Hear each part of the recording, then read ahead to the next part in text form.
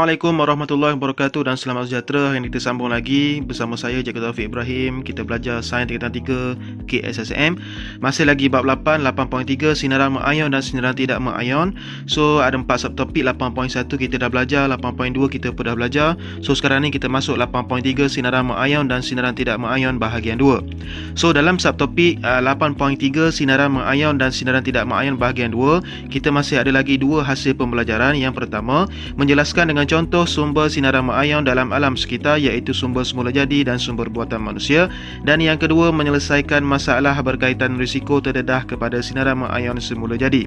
So yang pertama sekali kita pergi dahulu kepada sumber sinaran mengayon. So sumber sinaran mengayon terbahagi kepada dua. Yang pertama sumber semula jadi dan yang kedua ialah sumber buatan manusia. So kita akan pergi satu persatu. So yang pertama kita pergi dahulu kepada sumber mengayon semula jadi. So kita akan bincang sinaran kosmik, sinaran latar belakang dan cahaya matahari. So dalam sinaran latar belakang ada juga menyentuh sinaran kosmik sekali lagi dan sinaran bumi.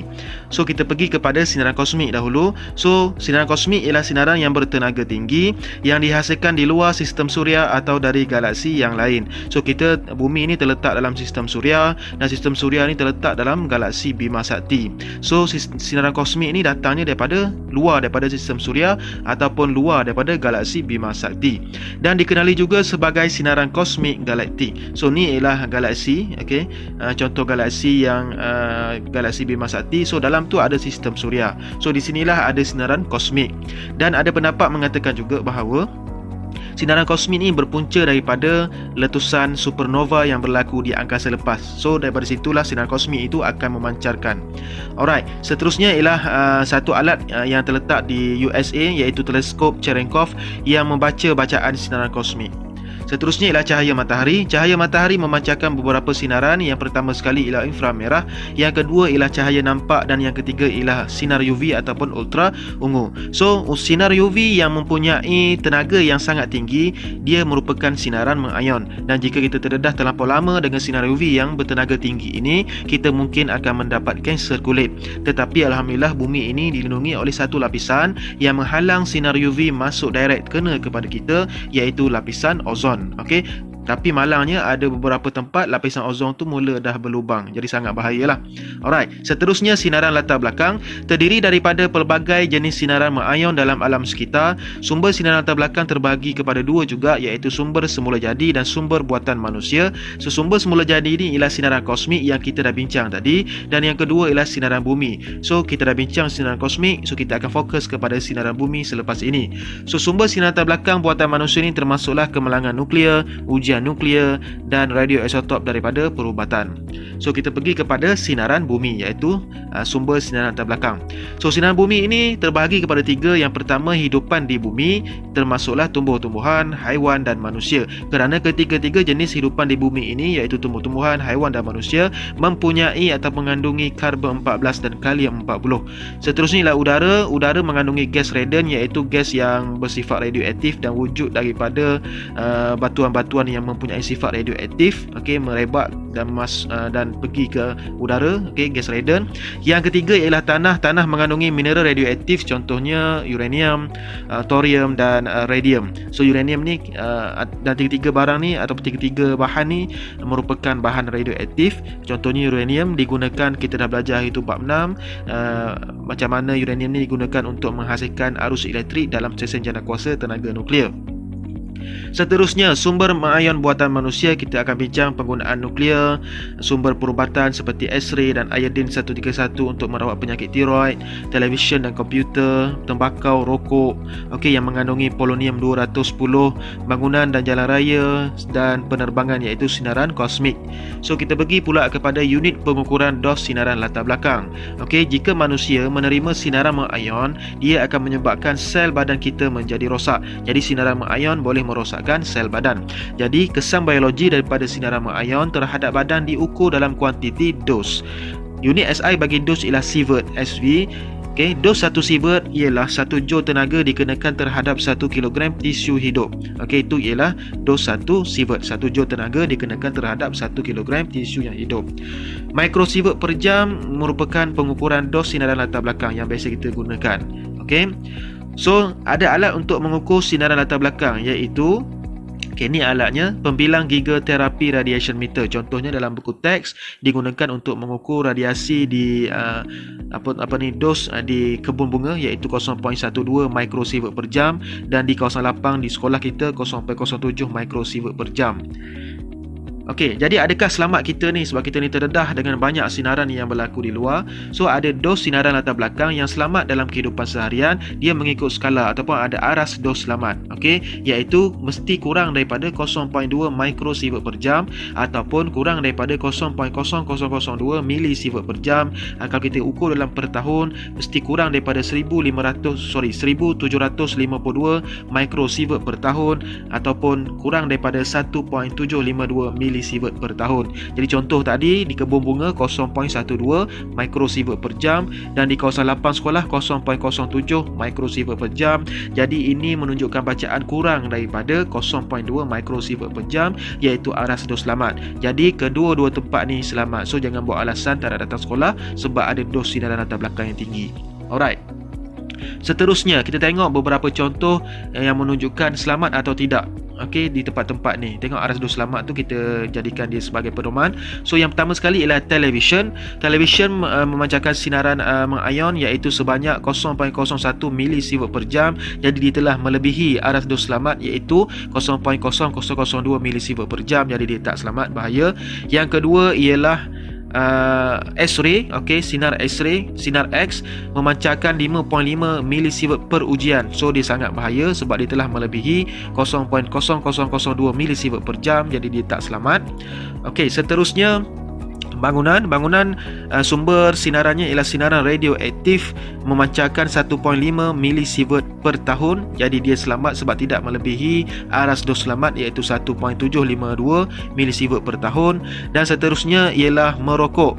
Merokok ialah sumbernya sinaran radioaktif memancarkan 55 milisievert per sebatang. So sangat-sangat bahaya.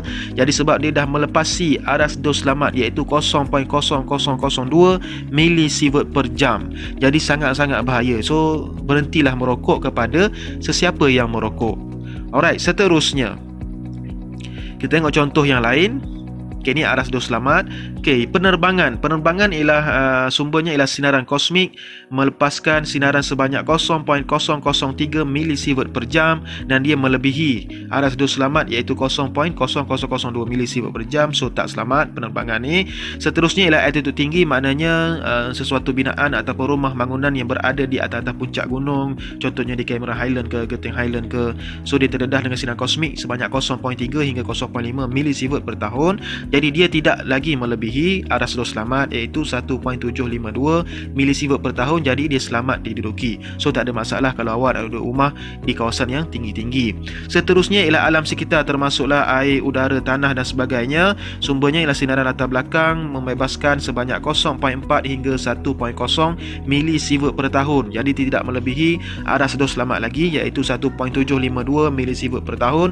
Jadi selamat kita duduk di bumi ni. So jangan keluar dari bumi lagi, selamat. Seterusnya ialah makanan yang kita makan ni, sumbernya ialah sinaran radioaktif memancarkan 0.1 hingga 0.5 milisievert per tahun. Jadi tidak melebihi aras dos selamat. Jadi jangan bimbang, jangan tak makan pula, makanlah sepuas-puasnya. Okey, so adakah kita selamat sekarang ni? So kita kebanyakan tempat-tempat kita terdedah dengan risiko. Okey, risiko terdedah kepada sinaran mengion. Risiko dipengaruhi oleh dos sinaran mengion yang diterima. Okey, so kita tengok tahap dos. Kalau dos itu terlampau tinggi, okey, tengok sini, kita pergi kepada rendah dahulu. Kalau dos itu rendah, perubahan dalam darah akan berlaku, penghasilan darah akan berkurang. So sinaran tadi akan memusnahkan sel-sel darah putih. So sel darah putih ni untuk melawan penyakit, jadi kita akan jadi lemah. Okey, so menyebabkan muntah dan keletihan.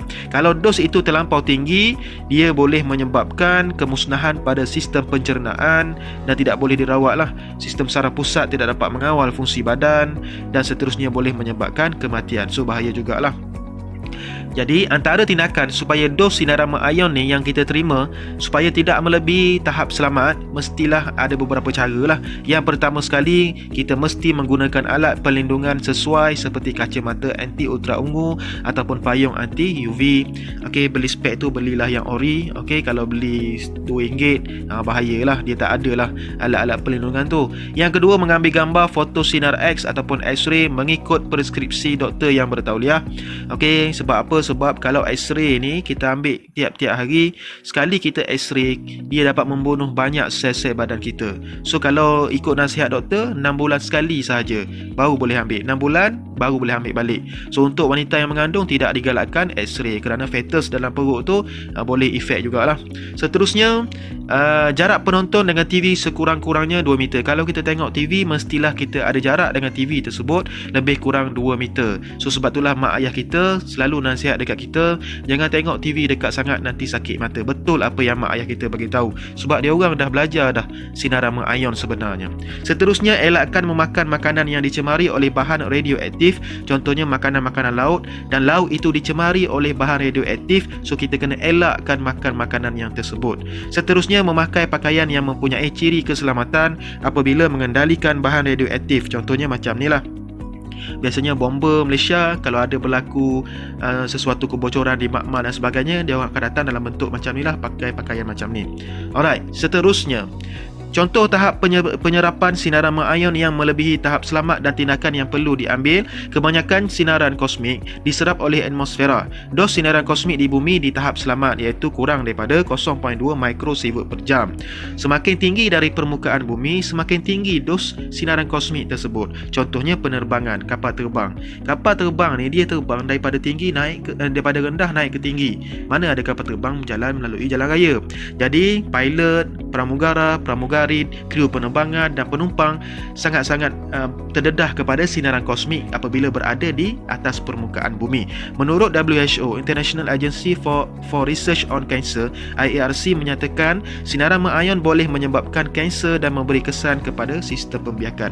Jadi mereka ni dalam kapal terbang ni, bila terbang tinggi di atas permukaan bumi, mereka menerima dos 0.2 hingga 5 milisievert per tahun dan melebihi tahap selamat. Jadi ada tindakan yang perlu dilakukan oleh mereka, iaitu tindakannya menghadkan waktu bekerja untuk tempoh-tempoh yang tertentu. So tak bolehlah hari-hari naik kapal terbang, hari-hari menerbangkan pesawat. So sangat bahaya kerana mereka terdedah dengan sinaran kosmik. Seterusnya, sejarah sikit. Kita dah bincang berkenaan dengan sejarah penemuan radioaktif hari itu. Mary and Irene Curie ni anak dan ibu. Okey, ibu dan anak.